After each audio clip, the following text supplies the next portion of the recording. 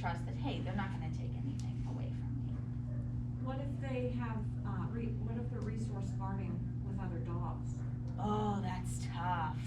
So I have 7 dogs in my house, and I am a big fan of management. Management is essentially not letting the dog fail.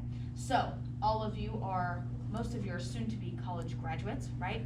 When your parents were setting you up for success as kids, they probably did not take you out to the north side when you were 8 years old and open the door on a Friday night and tell you to go make some friends, right? They set you up with other kid groups, maybe church groups, maybe dance groups, sports, things like that, to set you up for success, to have a good inner circle. And I do the same thing with dogs. I'm always setting them up for success. And one of the ways that I do that in my personal home is that everybody eats with a physical barrier between them. And so that means when it's mealtime in my house, my 2 beagles and my chihuahua and my old English sheepdog, they all run into their crates and they wait to be fed. My Vizsla eats, she likes to eat outside. She's a Vizsla. So she eats out on the deck, and then she and my other dog eat in separate areas of the house. And so management is always so important. If you know something's going to be a problem for the dog, we don't want to set them up to fail or to see what happens. We always want to separate them out. And then we can do something called desensitization, or classical conditioning, where we have one dog behind a gate. We drop some food into the bowl while another dog is walking back and forth, right? So the presence of that other dog means you're gonna get even more good things in your bowl. But some owners are willing to work on that, and you guys know this. Some owners just are not willing to put in the work regardless of what it is. And so that's where management always comes in handy, is making sure that they are being set up for success.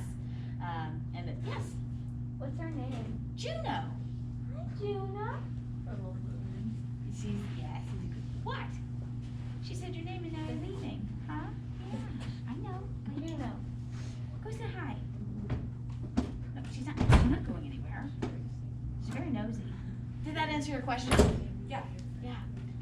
Any other questions? Yeah. I just got a puppy, and she's going into the other, I have 2 dogs, and she's going into the other dog or the kids too. What should I do about that? Yeah, what I would do is I would think about setting it up so that the puppy can't practice that.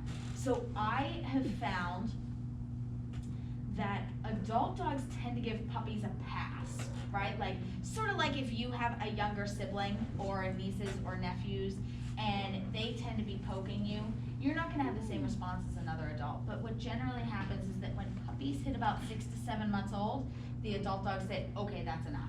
So I would think about feeding them in a crate or in a separate bedroom, or off to the side, and then when everybody's done eating, then we pick up those bowls.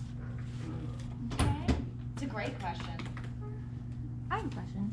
Yeah, I don't know if you noticed when you walked in, my dogs were the first ones in that first room. yeah, They have a lot of gate guarding. yeah, Otherwise, if it's no barrier, they're good to go. yeah, that's What? very normal.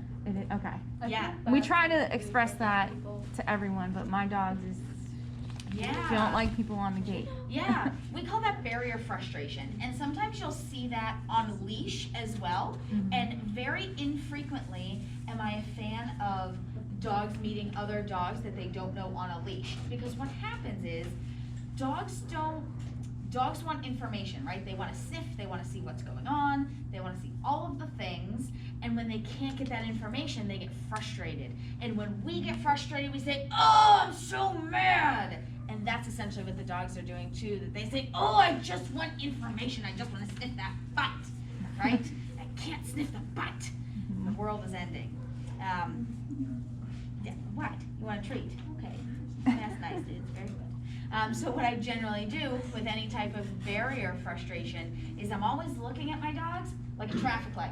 Green is like Juno is, pretty comfortable, eating treats, very, very happy. That means we can maybe move another dog a little closer, right? If we're eating and we're really happy. A yellow light, and this is with all things, is that the dog may be taking a treat, but maybe they're taking it really hard. Maybe their body's soft and they're still eating a little bit, or maybe they're still looking at the other dog and they can't quite eat. And then a red light means the dog is losing their mind, they're barking, they can't eat, they're not really taking in information in that point. And you guys will see this a lot in a veterinary practice, that the dog can't eat. They can't eat their cheese, they can't eat their peanut butter, all the good things, they just can't do it. And when we hit that red light, there's not a whole lot of learning that's going on. So we need to make it easier for the dog. And the way that I do that with barriers is space, right? So I'm gonna increase the space to the point that you can eat so that I can get you to that greenery light. Gotcha. Yes? So I have a bloodhound who is nice, but she has a little bit of a anger streak towards her. She was bred from the Amish, so that's Gotcha. why they think she's just not the nicest all the time. Yeah. But especially when it comes to vets cleaning her ears or trimming her nails or even putting her in a bath. So like, how do I work with her to make her, like that's just what I've been thinking about is how I can work with her to make her more like that rather than her. No, that's a great question. Can you do those things for her? Yeah. Yeah. So what I would say whenever my dog is going to the vet and there's gonna be something scary sort of going on. She requires like literally heavy sedation Yep. beforehand, like the vet gives her like sedating stuff Yep.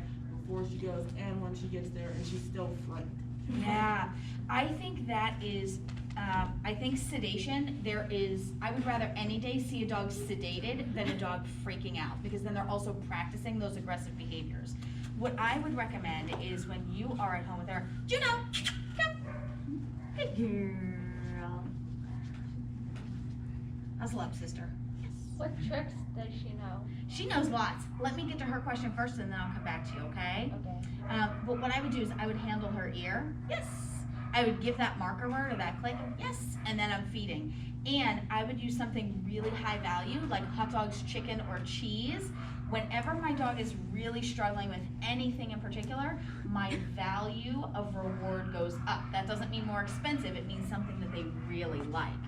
Then what I personally like to do, because I have a dog that used to have a hard time at the vet as well, is that I would take him and I would sit in the parking lot, we call it the barking lot. I would go and I would sit in their parking lot and I would practice those things. And then what I would do, and I know that COVID has made things a little bit more difficult, but we would go and we would sit in the waiting area at the vet and I would do those things. And then we would go and we would sit in one of the exam rooms without the veterinarian and I would do those things. And then I would go and sit in the veterinarian room and I would have a tech in the room with me as I'm rewarding really, really well. So slowing it down. But in the meantime, sedation is always the way to go if you think that your dog could, nobody wants to be the dog with the red flag on their folder, right? So yeah, my go-to is always sedation if necessary, and then just prepping in the meantime that I'm touching you. And maybe that's the only time our dog gets peanut butter, or it's the only time our dog gets hot dogs, is when we're handling your ears and your feet. Did that answer your question? Yeah, very well, thank you. Yeah, you had another question about what tricks does she know. So she is not my big trick dog. I do have a dog at home who knows 100 different tricks, and but he is not incredibly friendly in large packs. But he's 15 now, and he's half Rottweiler, half Golden Retriever, my Rotten Retriever. And so when I was a lonely woman in college, sit please. When I was a lonely woman in college, I taught him to go to bed. His name is Jefferson. I'd say, Jeff, it's bedtime. And he would shut off all the lights in the house, would run into bed, and he would tuck me in, and he would hand me the remote. Yeah. Now he's too old to jump up and turn off all the light switches, but he still does tuck me in, which is really cute. She doesn't know